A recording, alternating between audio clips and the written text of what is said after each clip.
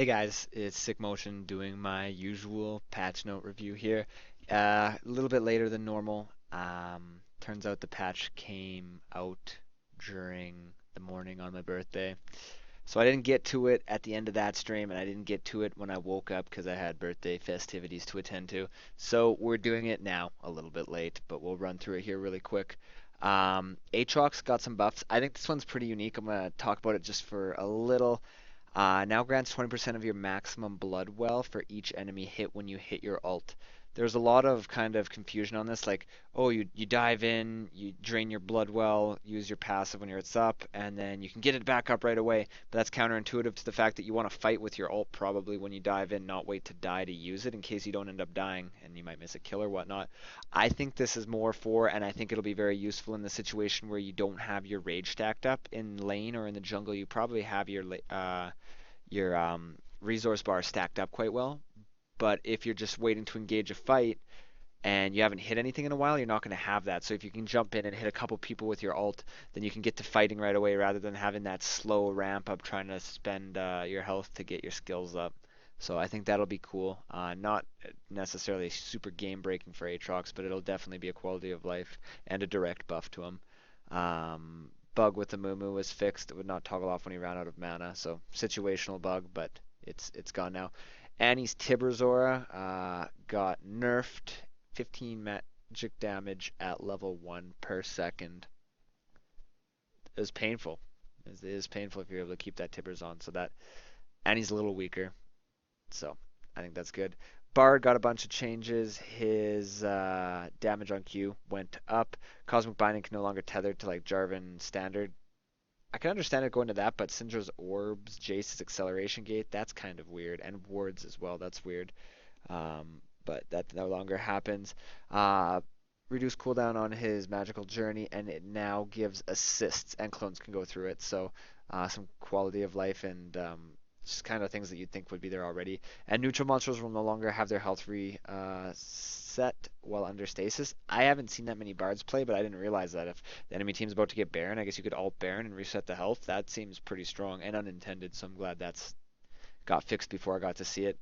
Cassiopeia's dragon buff, death cap, and passive now interact differently together. So apparently you lose about 10% of your bonus ability power if you had all of those very, very end game.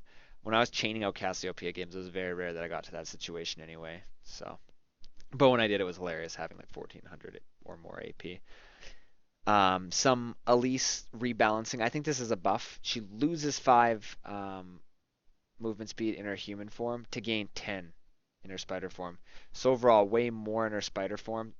A 355 base movement speed is huge, but she's a little bit slower in human form.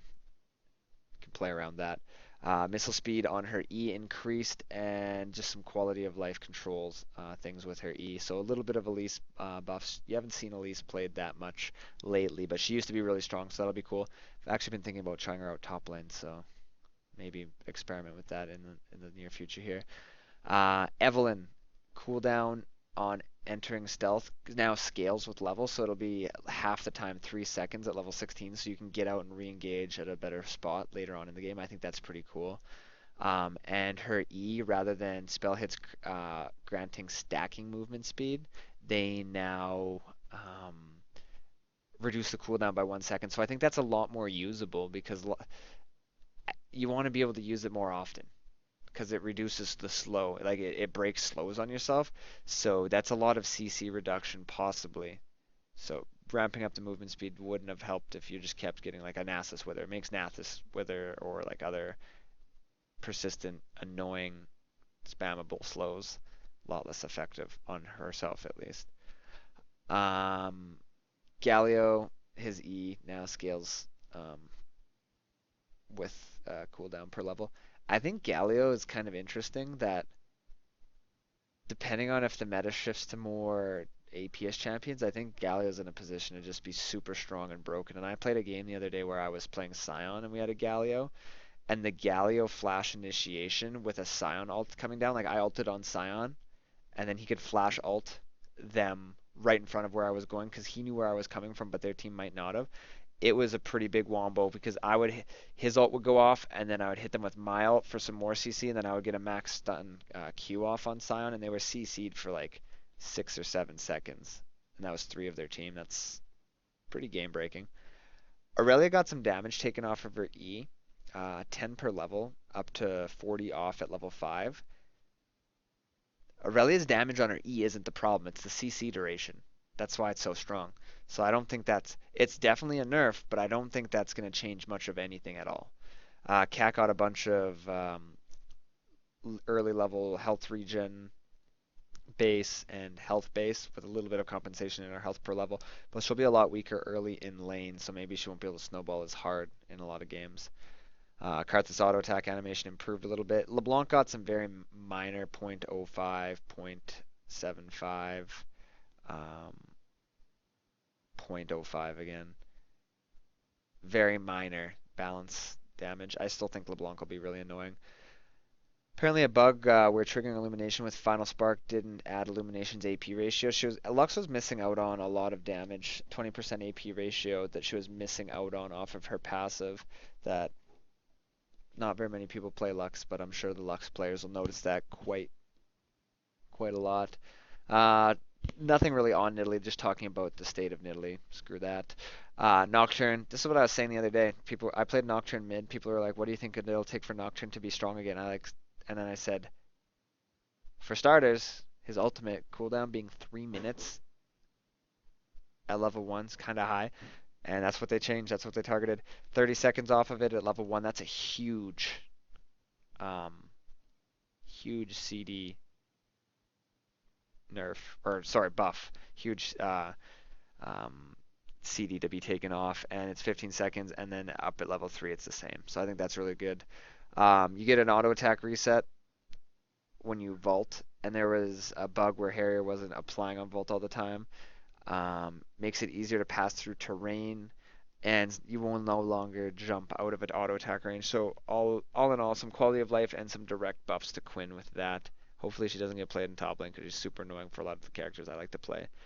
Rammus buffs on Powerball cost a little bit less mana. So with a lot of tank junglers getting directly buffed just by their item path with the Cinderhulk and now getting other buffs in them, it's going to probably be an era of tank junglers coming up here pretty soon. This scariest change of the patch for me, I don't like playing Ryze. I don't like playing against Ryze. He got 15 base damage returned to his Q. Doesn't really help the end game like 6 item Ryze because 15 base damage not going to make the biggest difference, but it does help him get to that point, and it means that he'll probably be played more top lane. Might not be the biggest problem though. There's a lot of answers for Ryze now. Like for say example, Sion leveling Q hits Ryze with an E and gets a max charge Q off and is able to walk onto Ryze. Ryze Snare does nothing in that situation. So he has some newer threats to deal with top lane. So we'll see if this actually makes him show up more. I hope not.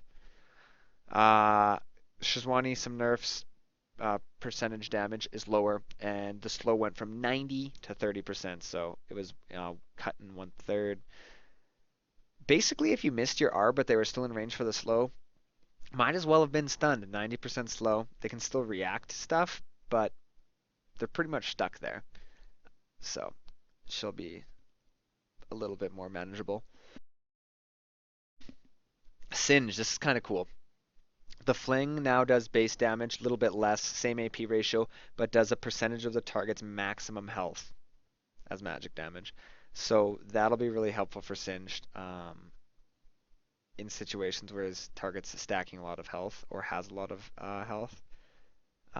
For lower health targets, the damage is roughly near the same amount. From me just eyeballing it right now, I think, hopefully, or I'll look dumb. This is another thing that I was saying.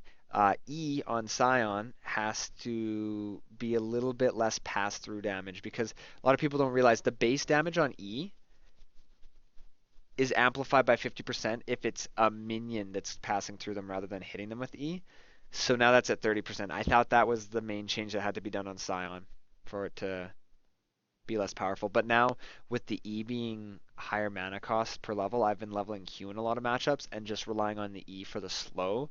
And if Sion keeps being the strong target, I think that they're going to have to reduce the duration of the slow on the E as well.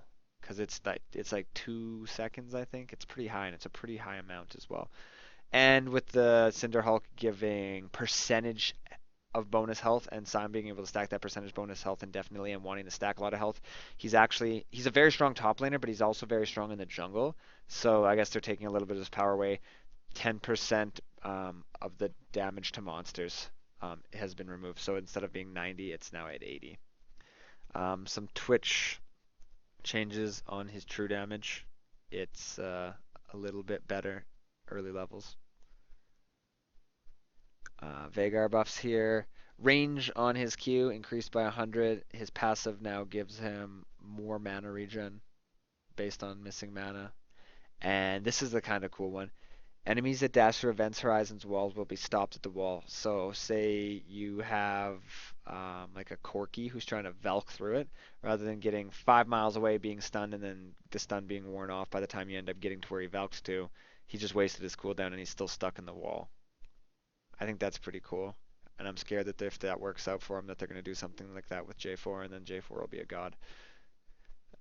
Velko's can now cancel his ultimate by taking a Thresh Lantern. Just a quality of life thing for Velko's players. I've never ran into that issue because I don't really play Velko's.